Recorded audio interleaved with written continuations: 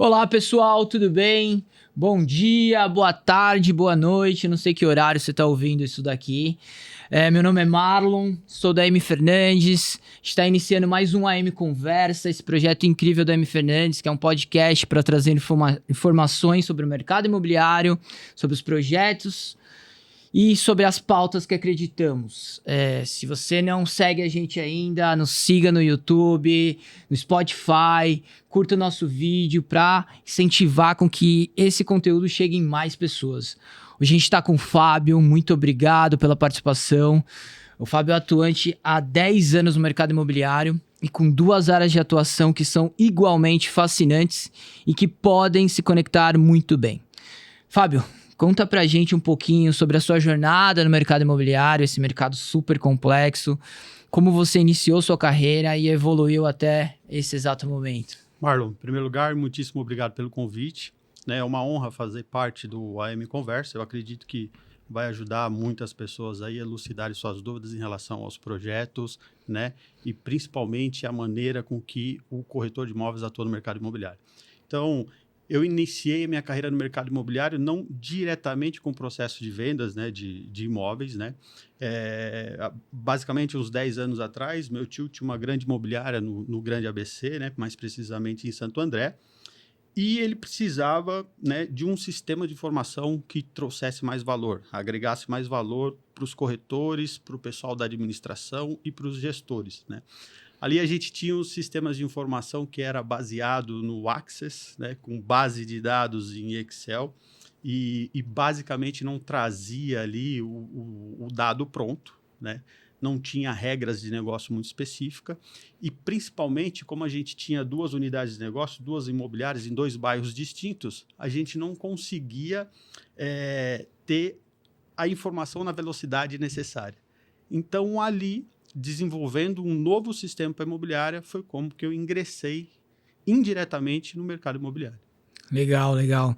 É muito interessante como vários profissionais têm uma história parecida, né? Acabam entrando no mercado por vários motivos, né? Pensando até na parte de viabilidade dos projetos, Fábio, quais são os principais fatores que você pensa na viabilidade de um projeto imobiliário? Olhando da ótica do corretor de imóveis, sem deixar também de tanger ali os sapatos, né, do incorporador, a gente sempre se depara primeiramente ao budget, né? Então, se você tem um super budget ali, você consegue trabalhar com mais calma, com mais recursos e poder buscar a maximização dos resultados. O que eu quero dizer com isso? Você pode buscar o melhor terreno, você pode buscar a melhor localização, você pode comprar um conjunto de pesquisas propriamente dita, com foco no produto que você vai lançar na região. Então, olhando, né, desde que você tenha um budget específico muito bom, aí você consegue buscar, né, o melhor terreno. Quando eu falo de melhor terreno, eu me refiro à geometria do terreno. Então, a gente sabe que tem terrenos, né, que a geometria não favorece uma boa planta, que não vai favorecer a disposição das vagas de garagem, que não vai favorecer a entrada e saída de veículos, né, acessibilidade e algumas outras características que são trazidas junto com essa geometria. A localização, ela demonstra por si só que ela favorece muito já o processo de vendas, olhando mais para frente, né? Então, basicamente, viabilidade de projeto é geometria, localização, estudo de mercado para entender o que a região precisa. Se o seu produto vai trazer valor agregado para aquele público, para aquela localização, enquanto morador ou investidor, né? São poucas coisas que o corretor precisa saber, né? Pouquíssimas coisas. Nem é complexo esse processo. Quase nada. Até para entender, assim, quais são as suas áreas de atuação hoje como corretor? Tá. Eu trabalho com a gestão de lançamentos, Tá. né? Então, a gente já teve a oportunidade de gerir um plantão de venda praticamente inteiro, né? Num sistema híbrido com uma construtora bem renomada de Mauá, né? Que atua em Santo André também agora, está vindo para cá. trabalho na venda de terrenos, né? Então, por isso, o conhecimento de viabilidade de projeto. Então, hoje em dia, não basta o corretor ir lá e oferecer o terreno de qualquer jeito para a incorporadora. Ele tem que saber que aquele terreno faz sentido para a incorporadora, que é um terreno que você consegue incorporar, senão o próprio incorporador perde a paciência com o corretor e não vai dar espaço para ele avançar nas negociações, né? Então, eu atuo como gestor de lançamentos, como corretor, vendedor de imóveis para incorporação imobiliária e desenvolvimentos de BTS, né? Então, atuo nesses 3 segmentos. Legal. E até explicando para as pessoas que conhecem pouco o mercado, assim, um corretor, ele tem várias áreas de atuação, né? Teria essa parte, assim, de atuação e tem a parte da venda também. O que seria essa parte de lançamento? Eu acho que dá para dividir bastante, assim, o mercado de lançamento e o mercado de usado, né? Quais as diferenças você poderia falar? Até para o pessoal que não entende muito bem do nosso mercado. Tá. Então, a venda de lançamentos, ele já obedece uma certa estática. Então, o corretor de lançamentos, se a gente for olhar o corretor de 10, 15, 20 anos atrás, ele ia para um plantão de vendas, sentava lá e esperava o cliente chegar até ele. Então, isso a gente está falando de um processo de venda de lançamentos da ótica do corretor. Quando a gente fala da revenda propriamente dita, então é um corretor estabelecido numa determinada região e que conhece muitíssimo bem aquele bairro. Dificilmente ele vai ser um corretor nômade que vai querer desbravar novos territórios, novos terrenos. Então, por exemplo, se ele está localizado ali no bairro Jardim Santo André, que é a área de domínio dele, ele vai fazer o máximo para ficar ali na revenda, para trabalhar os produtos que ele conhece e também o laço de amizade que ele faz ao longo dos anos, que ele vai vender para o pai, para o filho, para o vizinho, para o dono do comércio, etc. Legal, muito interessante, né? E até dividindo, assim, tá explicando um pouquinho pro pessoal que não é do mercado, tem o período de lançamento que seriam as unidades, os prédios que são lançados, né? O apartamento na planta. Depois de entregue, o mercado considera como um apartamento pronto, né? Isso. Que aí é nessa parte. É fundamental explicar. É o que a gente chama de revenda, né? O produto Perfeito. Pronto a gente encara como um produto de revenda, exatamente. Não, muito legal. Venda de lançamento e revenda de imóveis prontos são importantes na movimentação do nosso mercado, né? Qual a chave do sucesso na venda de lançamentos e revenda de apartamento prontos? Assim, o que você poderia considerar como os fatores aí? Porque é bem complexo, né? Essa é uma pergunta assim, crucial e é uma pergunta que a gente tem que ter até um pouco de humildade aqui para responder, porque é difícil a gente elencar um fator como fator único de sucesso no processo de vendas, de lançamentos e de revenda. Tá. Então, o que eu costumo falar quando a gente fala de algo assim que tem tantas variáveis e torna bastante complexo, né? Então, em primeiro lugar, a partir do momento que você vai vender um lançamento, você já fez toda aquela escolha, aquele estudo de localização, de geometria do terreno. Então, você já tem um produto que a construtora, que a incorporadora, da ótica dela, considera ótimo para aquela localização. Então, a gente, com base, né, nessa premissa, a gente vai para o processo de venda já propriamente dito. O processo de venda ele tem que ser muito bem estruturado. Não é muito do contrário assim, do que as pessoas pensam. O processo de venda não é algo simplesmente emocional, né? Então, a gente tem que trabalhar algumas características anteriores ao lançamento. Vou citar aqui uma ação que a M Fernandes fez no AM Figueiras, foi um lançamento no bairro Jardim, que eu achei fantástico, que até então não tinha visto no Grande ABC, principalmente na minha área de atuação ali. Ela tinha um terreno extremamente bem localizado, e naquela fase do pirata, que começa a fazer a coleta dos clientes iniciais para ver o interesse, etc., ela criou uma praça de convivência e o pessoal da própria região, do próprio bairro que trabalha ali, poderia experimentar aquela sensação de estar dentro do AM Figueiras antes mesmo do stand de vendas. Então, parabéns, AM Figueiras, eu acho que foi uma sacada genial e que aquilo faz com que a pessoa sinta-se dentro de casa, sinta-se qual que é a extensão do dia a dia dela. Fala, poxa vida, quero tomar um café. Tá, tô aqui na praça onde eu vou. Vou aqui na padaria brasileira. Preciso pegar um remédio. Vou aqui na drogaria São Paulo. Então, ela consegue fazer parte do projeto antes mesmo do lançamento do stand. Então, essa experiência, né, do cliente foi muito bem tratada. Então, é uma nuance que, para mim, foi sensacional. Então, voltando no processo de venda, na estruturação do processo de venda, eu costumo olhar para 3 entidades, né? Que eu chamo, são pessoas, processos e tecnologia. A partir do momento que você consegue fazer com que as pessoas que estão envolvidas no seu processo de venda se encantem com o seu projeto, é muito mais fácil delas venderem o produto. Então pensa assim, você tem um corretor que ele está lá no seu stand de venda, só que ele olhou para aquele projeto e ele não gostou do projeto, ele não se encantou com o projeto. Então as pessoas têm que ser muito bem cuidadas na estruturação do processo de vendas, né? Quando a gente fala de processos, né?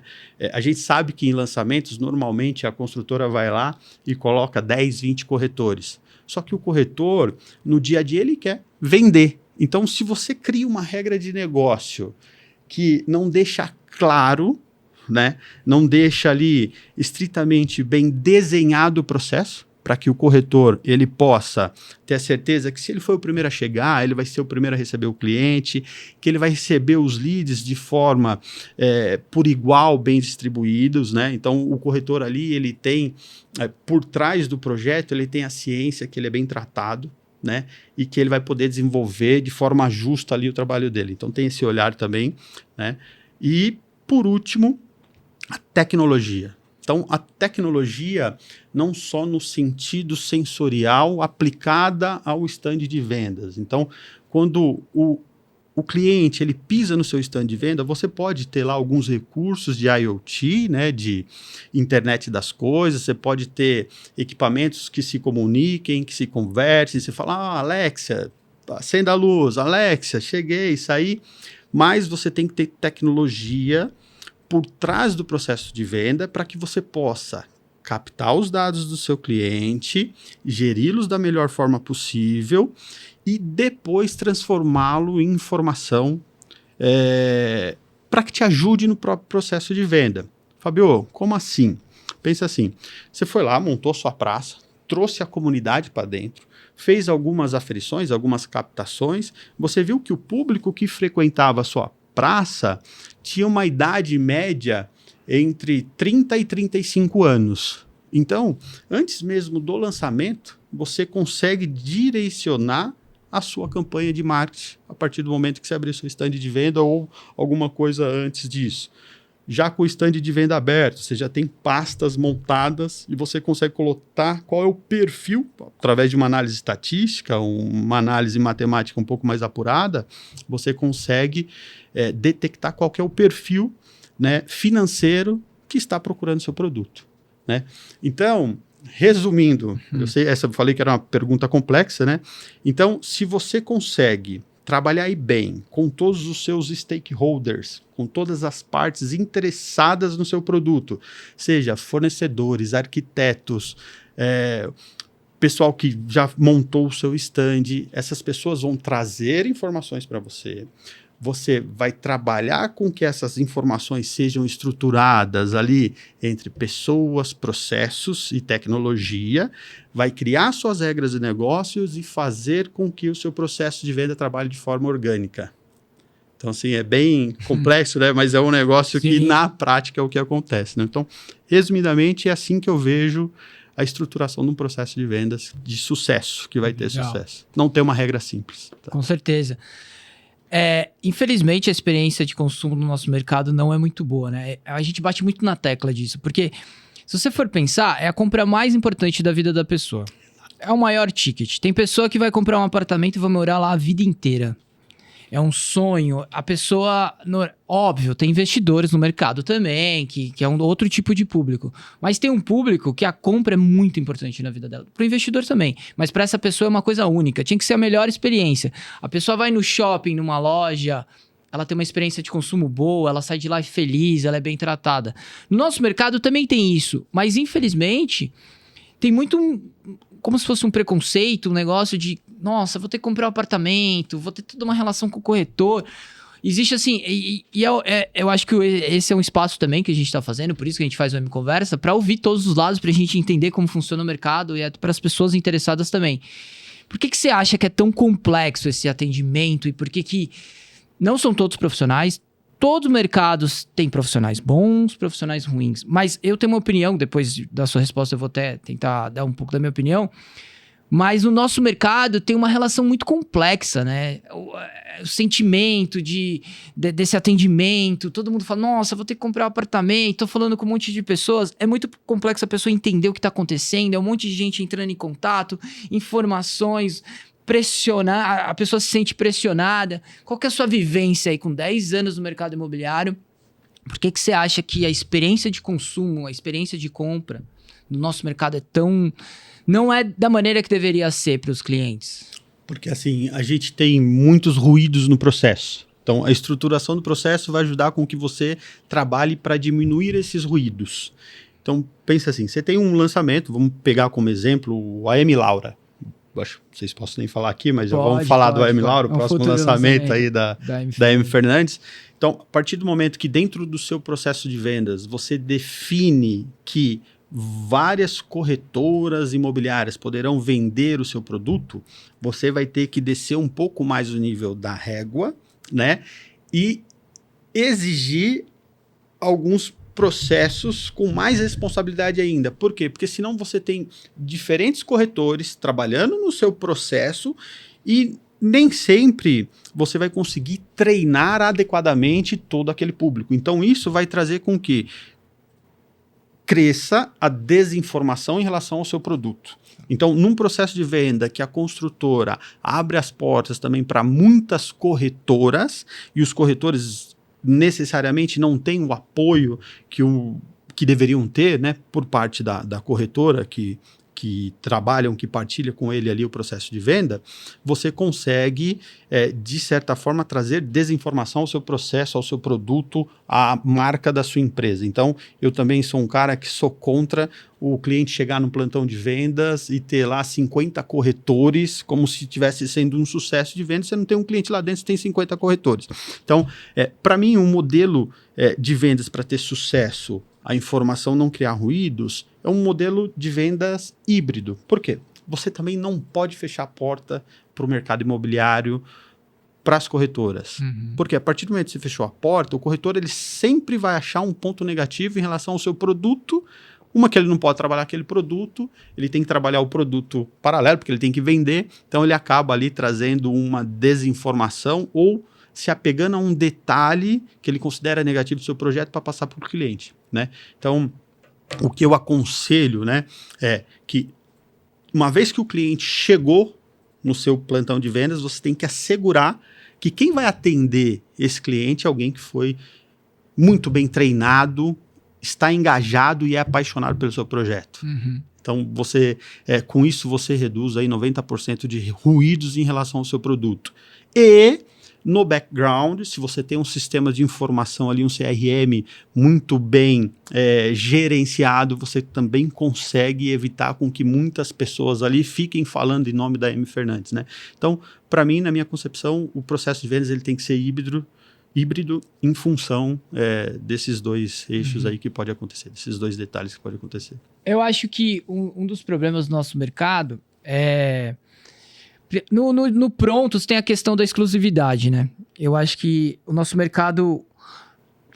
Todos os players atrapalham o mercado. O cliente também tem problema. Porque assim, o corretor, se a gente for pensar como que é estruturado o mercado imobiliário, o corretor é um profissional liberal. Então ele ganha uma comissão que é da parte da venda que ele faz. O corretor também sofre no processo. Sim, muito. Porque o cliente também vai na portaria tentar falar com o porteiro para comprar o apartamento direto do proprietário. O cliente fala com outros corretores e não valoriza aquele trabalho. Como o corretor é um prestador de serviço, muitos corretores não... pelo processo que passa, pelo sofrimento que passa, por rasteiras que passam no mercado, o cara fica com medo de perder aquele cliente por N motivos. Então, por isso que ele é agressivo em alguns momentos, ele tenta fechar a venda rápido, porque ele precisa pagar as contas dele também, né? Então, assim, eu acho que a maneira que o nosso mercado é estruturado faz com que que gere um problema de atendimento no nosso mercado, né? Porque se tivesse uma exclusividade maior, assim, por exemplo, pensando mais no mercado pronto, né? Sim. Pensando que o cliente, o cara que está vendendo o apartamento contrata um corretor que representa ele, o cliente que está comprando apartamento tem um corretor que representa ele, que é muito da maneira que o mercado mercado americano funciona, é Sim. estruturado, né? Então, são 2 corretores conversando, fazendo o processo, representando. A exclusividade poderia melhorar muito o nosso mercado, né? Muito.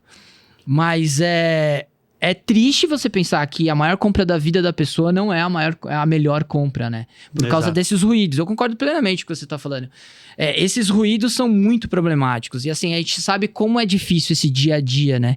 Esse dia a dia de administrar, de quem que é esse cliente, daquele corretor. Aí o cliente vai em outro lugar, fala com outro corretor, ele aparece com outro corretor. Então, assim, por isso que a pessoa que não é do mercado, ela não entende muito bem, né? Não. Ela chega no stand, ela não entende por que ela tem que dar o folheto lá com a etiquetinha do corretor.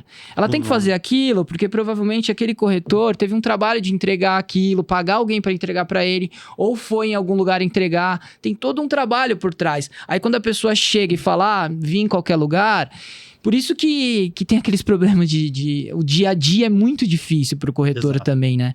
Todo mundo pensa que a vida do corretor ele tem uma comissão alta, né? Nossa, ele vai ganhar um valor alto, o corretor vai ficar rico, ele não tá fazendo nada. As pessoas, cara, ele não tá fazendo nada. Quanto tempo ele dedicou pra estar naquele stand?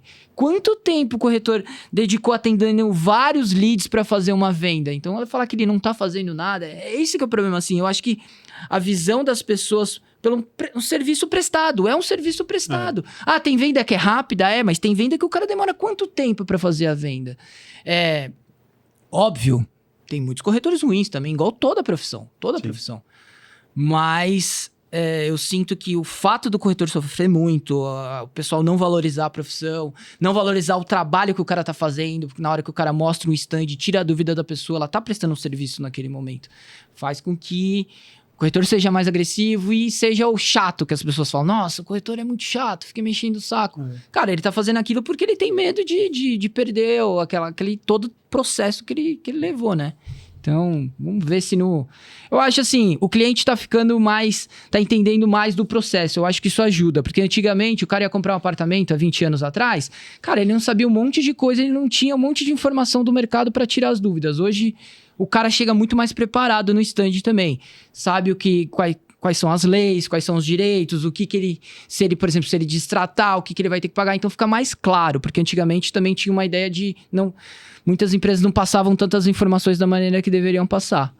Mas ainda falta essa valorização do corretor, né? Na minha visão, ainda falta...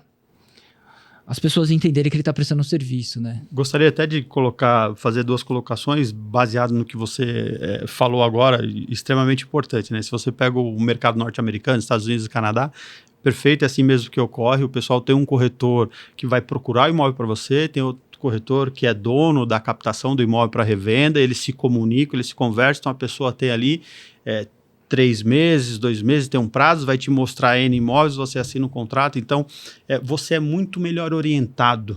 O corretor, ele não vai te vender qualquer produto porque ele sabe que você não vai sair correndo.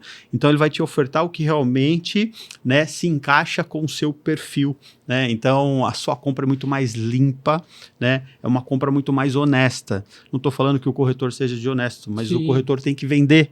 E a partir do momento que ele pega um cliente que sabe que não é fiel também, ele vai dar o máximo para ofertar os produtos que ele tem na carteira dele e não o produto ideal, até mesmo porque ele não vai ter tempo para procurar aquele produto ideal para o cliente.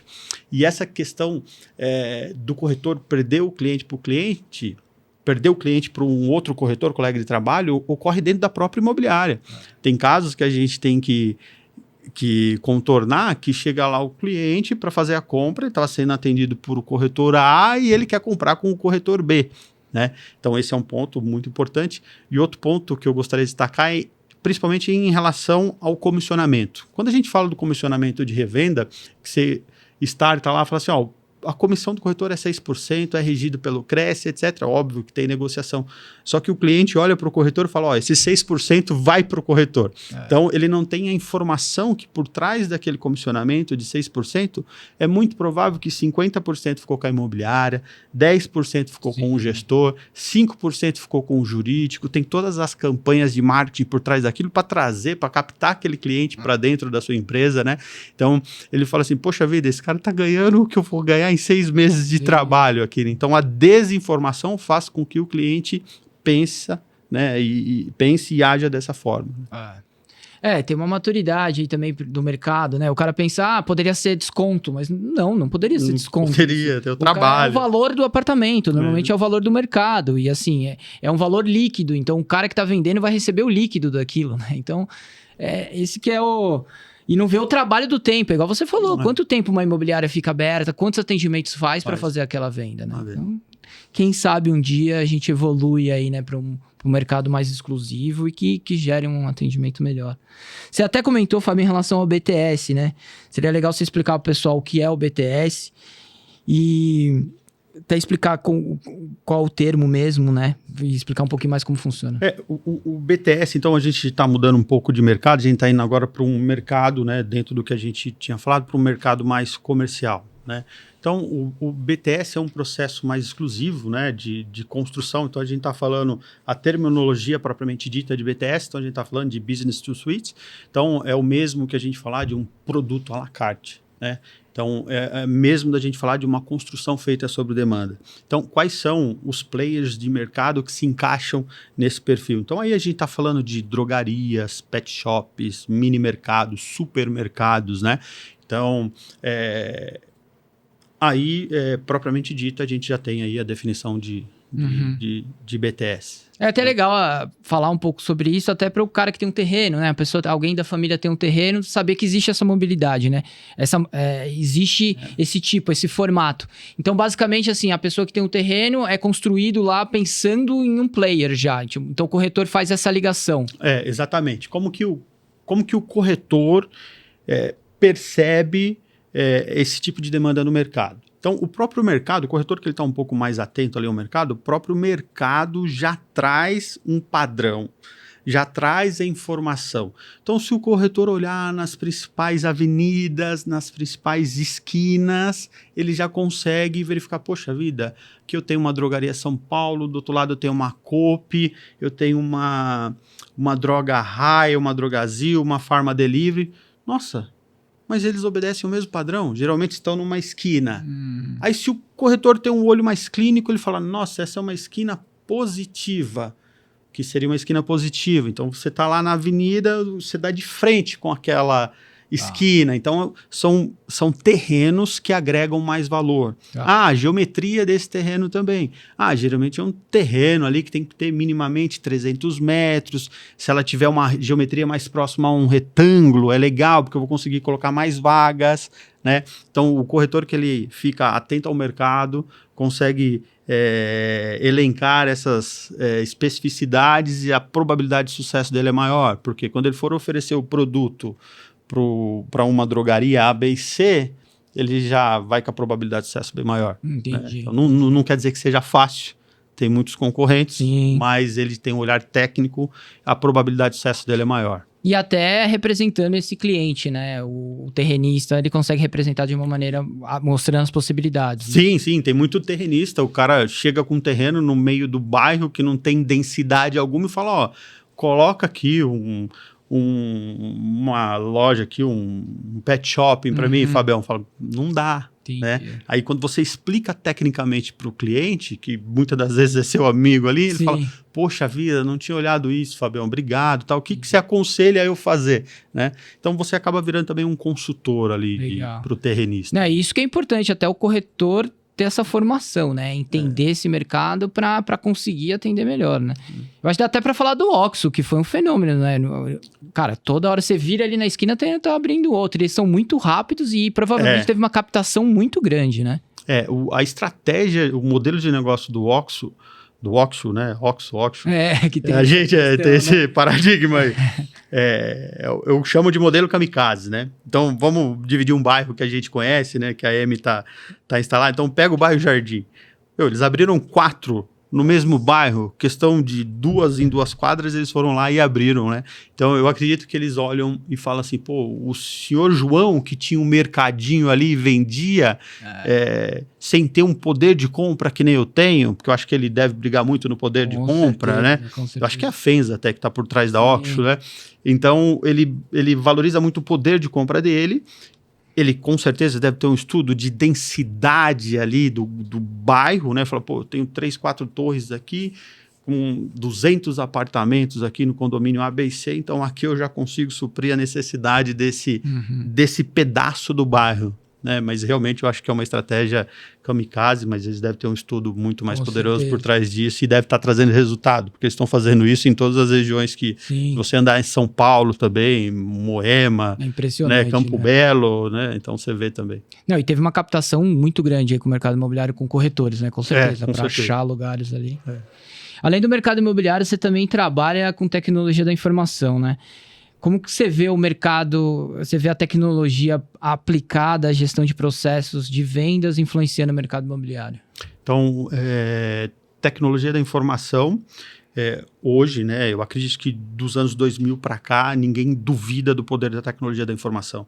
Então, o poder da tecnologia da informação, ela está desde a coleta de dados, dos dados mestres ali, né? Então, o nome do cliente, informação, onde ele mora, qual que é a renda dele, etc.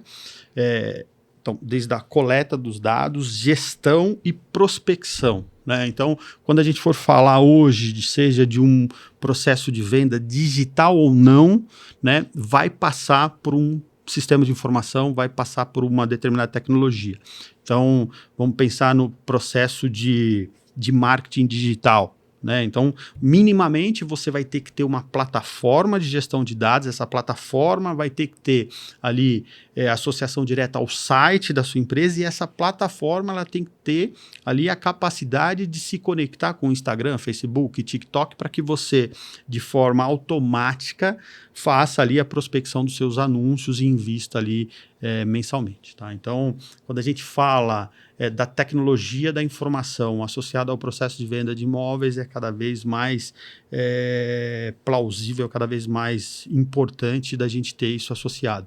E sem falar de inteligência artificial, internet das coisas, né? Falando do nível assim, um pouco mais técnico também, né? Então, a gente pensando no corretor, Fábio, o que você acha que é o caminho? É bem difícil para o corretor autônomo, né? Com certeza tem muitas imobiliárias que já têm processos, sistemas, né? O cara conseguem atender, fornecer esse tipo de ferramenta para o corretor, né? Tem muito corretor, a gente estava até no Conecta agora, Imob, os caras estavam até comentando, assim, como alguns corretores ainda têm a resistência do CRM, né, das imobiliárias, toda essa ideia que a gente acabou de conversar, de quem que é o lead, eu coloco lá, será que alguém vai falar? Toda essa confiança no processo, né? Mas pensando no corretor autônomo, o que você acha que é o caminho, assim, pensando... É bem difícil para essa pessoa autônoma conseguir competir, né, e ter algum acesso a esse tipo de sistema. Cada vez mais complexo, cada vez mais difícil, cada vez mais restrito para o corretor autônomo que não está associado a alguma plataforma.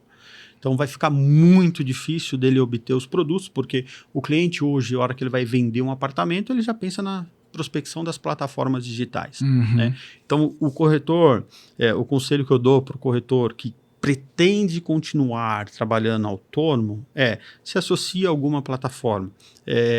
E tenha um ramo de negócio bem definido, para que você possa se especializar em algum dos modelos de negócio que a gente citou. Então, a gente falou de lançamentos, a gente falou de revenda, a gente falou de BTS. Então, a partir do momento que ele se torna conhecedor de um desses processos, o cliente reconhece nele aquela competência, né? Mas, mesmo assim, fica muito difícil ele competir com as plataformas digitais. Ele vai ter que se associar, né? Então, não tem como fugir disso.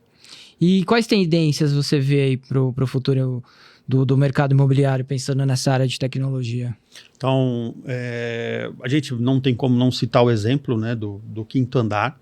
Então, cada vez mais tecnologia, né, cada vez mais o marketing digital invadindo, né, a vida ali do cliente. Então, você tem ali uma camada muito forte de marketing digital, mas também você tem ali uma camada essencial para o processo que é o corretor. Né? Desde que não haja alguma nova legislação também, porque aqui às vezes as coisas aqui não entrando no mérito, no Brasil, né, ao invés de partir para um processo que tem ali exclusividade, né, que você consiga ali amarrar o corretor, o pessoal pode ir para o caminho inverso que até tentaram fazer algum tempo atrás, né?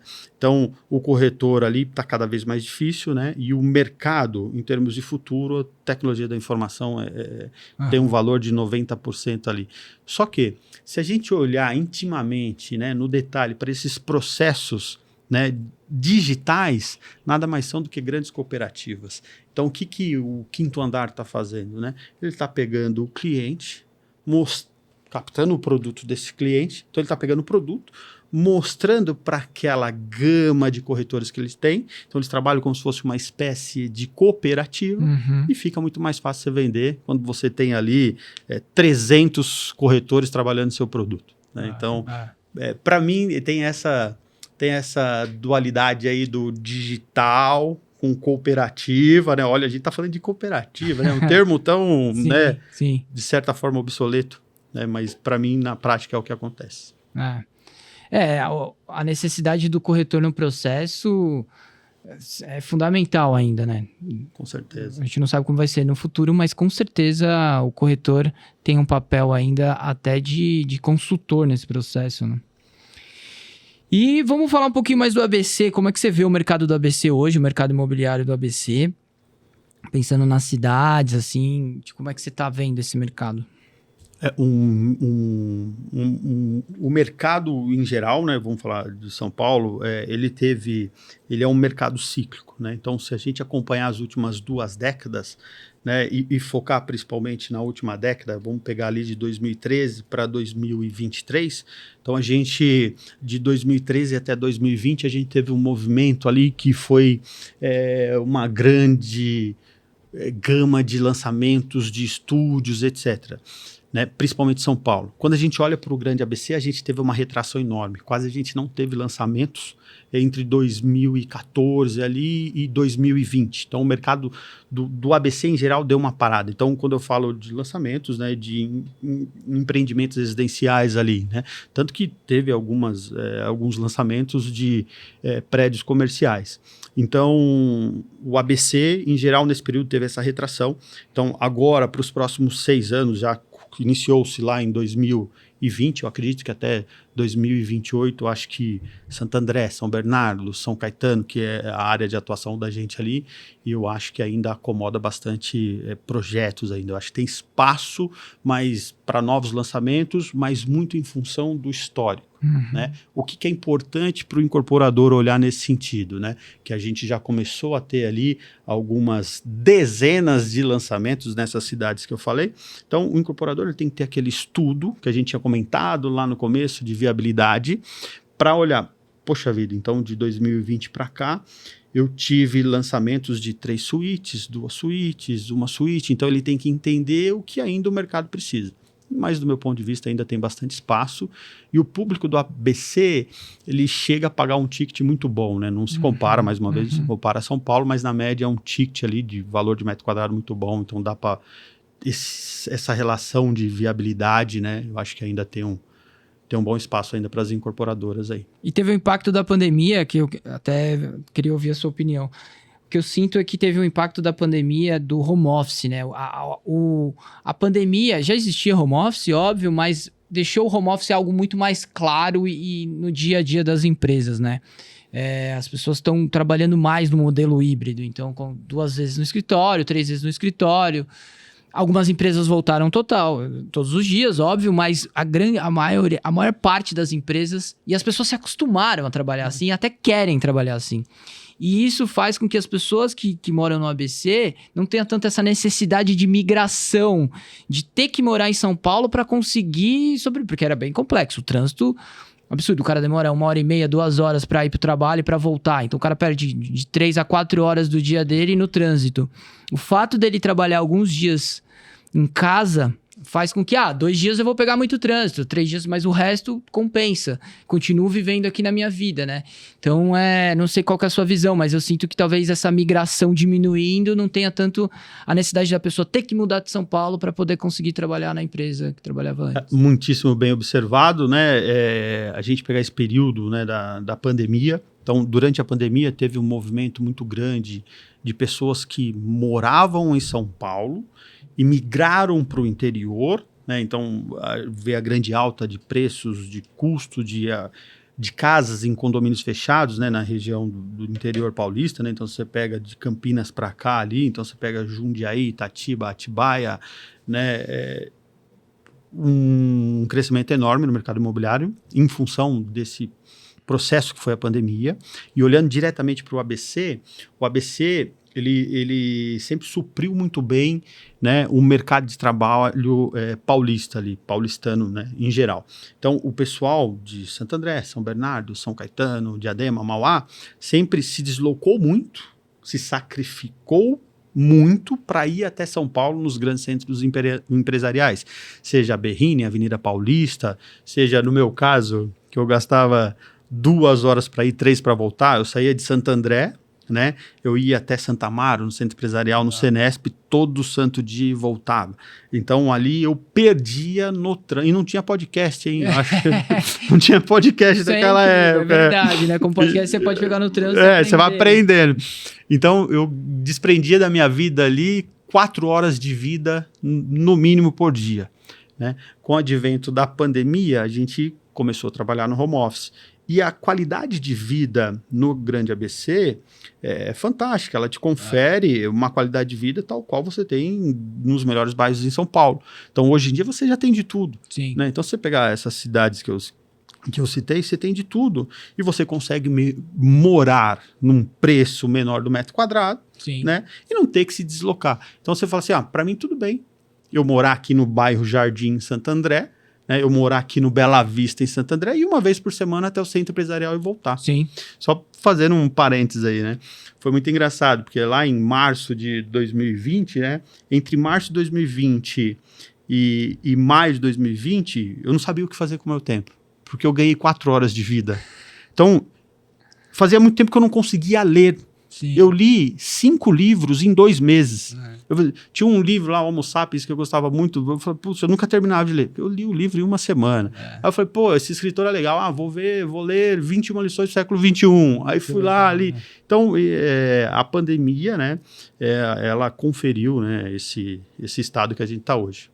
Mesmo algumas empresas exigindo a volta, eu acredito que tem uma grande porção que ainda mantém o home office. Sim, e tem profissionais que não abrem mão disso, né? Não, eu não abro mais mão disso. Até pensando na área de tecnologia, tem muitos profissionais da área de tecnologia que não abrem mão do home office, né? Eu trabalhei, falando um pouco de tecnologia da informação, esse segundo eixo que eu trabalho também, eu vi por muito tempo, né? Desde 2005, 2006, 2010, eu tinha parceiros de trabalhos norte-americanos, londrinos, que eles falavam, não, eu trabalho na minha casa. Então, você escutava a criança do cara, eu falava, poxa vida, isso em 2009, Sim. O cara ficava 100% home office. Eu falava, poxa, que legal. Mas na minha cabeça, né, de brasileiro ali, o olhar que na época não era tão assim, né? Eu falava, poxa, mas de casa eu não vou conseguir trabalhar legal. E já pensando em se sacrificar, né? Sim. Então, isso veio para ficar, eu acredito, principalmente na área de tecnologia da informação, né? Com certeza.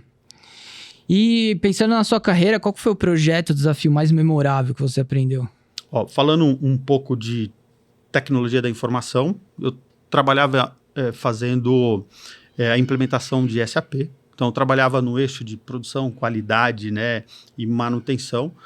Então, o SAP, para quem não conhece, é um grande sistema de gestão, né, de fabril, né?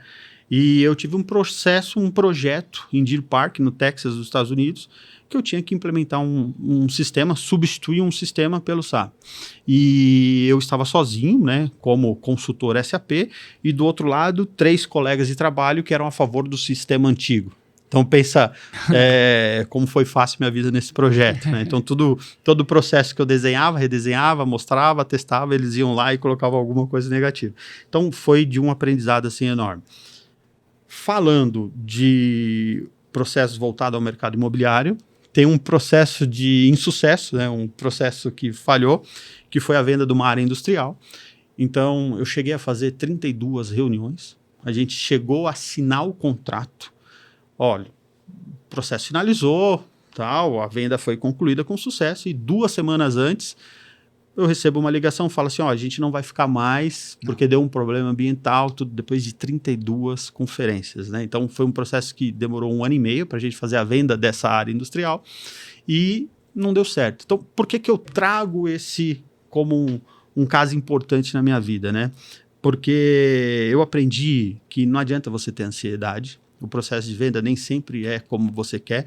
Por melhor que você tenha se estruturado, por melhor que você tenha trabalhado, se empenhado, né? E esse processo para mim trouxe muito conhecimento. Trouxe conhecimento em relação ao meio ambiente, trouxe conhecimento em relação ao trânsito. Poxa vida, mas tem que se preocupar com o trânsito para lançar esse projeto aqui, tem que me preocupar. Então, teve diversas áreas aí que eu pude ter contato durante o processo de venda que trouxe para mim um conhecimento assim muito maior do que qualquer MBA que eu fosse fazer. Na prática eu não teria isso. Sim. E o corretor tem que aprender a lidar com frustração, né? Porque é um processo de mais frustração do que de... Óbvio, tem vendas, tem sucesso, mas tem muita frustração no processo, né? É muito difícil o corretor no dia a dia, na vida, aprender a lidar com isso, né? É complicado, porque o corretor nem sempre, financeiramente, ele está bem... Ele não tem uma solidez ali, né? Ele não tem uma tranquilidade. Então, ele tem que saber se programar muito bem. E a partir do momento que ele já sabe que a cada 10 clientes que ele trabalhar, ele vai vender para um, isso traz para ele um sossego emocional, ali, uma tranquilidade para que ele não se frustre. Porque a cada cliente ele tem que se renovar. Sim. A energia dele tem que estar lá em cima. Ele tem que estar sorrindo de manhã, à tarde e à noite, né? E outra coisa também. Hoje o corretor é 24/7. Sim. Se o corretor não responder o cliente, se o corretor chegar no sábado, 2 horas da tarde, desligar o celular dele, a plataforma está lá online o tempo todo. Então ele tem que saber muito bem administrar o tempo dele em função do que o mercado demanda. Não, e até o horário, assim, se você for pensar o atendimento de pessoas que trabalham o dia inteiro, o cara pode deixar a parte da noite para ter um atendimento. É muito complexo o corretor lidar. Eu tenho que estar aqui online 7, 8 horas da noite para conseguir conversar com uma pessoa que agora ela está disposta a falar comigo, né? Então é uma abdicação que as pessoas não têm essa noção, né? Quando a pessoa pensa na profissão do corretor, não, ele vai fazer uma venda e vai ganhar um valor alto. Mas, cara, e a dedicação do corretor nesse processo, né? O corretor é o primeiro suporte 24/7 da vida real. Isso é muito louco, né? E que conselho você daria para um corretor, Fábio? O cara que tá começando, tá vendo essa profissão aí, que tá passando por... Você tem uma certa experiência, né? Todo um tempo de carreira já. Como que dicas, assim, você daria para um corretor? Cada vez mais, né? Como que a gente está falando de um mercado de altíssimo valor agregado, então cada vez mais, organicamente, esse mercado vai se tornar mais competitivo, com mais tecnologia, com mais formação, com mais qualidade. Então, é um mercado que, em função do valor agregado, ele vai se ajustar sempre em busca da excelência. Então, o corretor que está buscando, a pessoa que está buscando se tornar um corretor, eu acho que ela tem que passar por diversas áreas, entender qual que é a melhor para ela, né? Então, seja lançamento, revenda, comercial. Então, ela tem que se identificar com um desses processos, né? Não estou falando que o corretor apareceu ali, ele não vai vender o produto A, B ou C, porque não é a área de atuação dele. Mas o corretor ele tem que definir muito bem qual que é a área de atuação que ele vai, buscar formação, buscar conhecimento.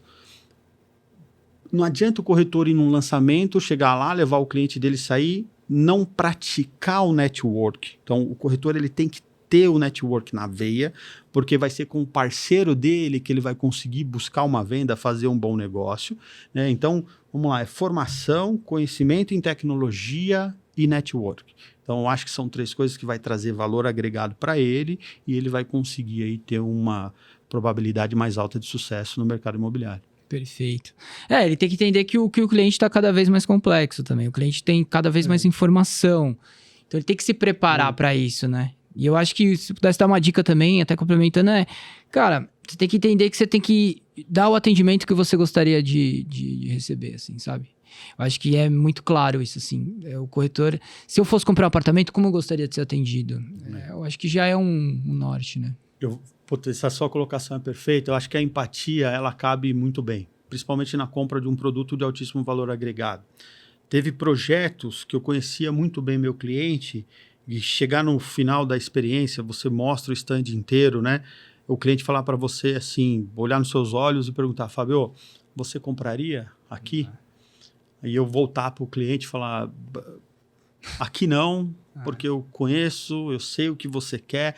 Então, o corretor, ele tem que estar ali financeiramente preparado para poder executar o papel dele, não só de corretor, mas também de consultor, porque é o projeto da vida da pessoa, né? E depois o cliente, ele já sabe.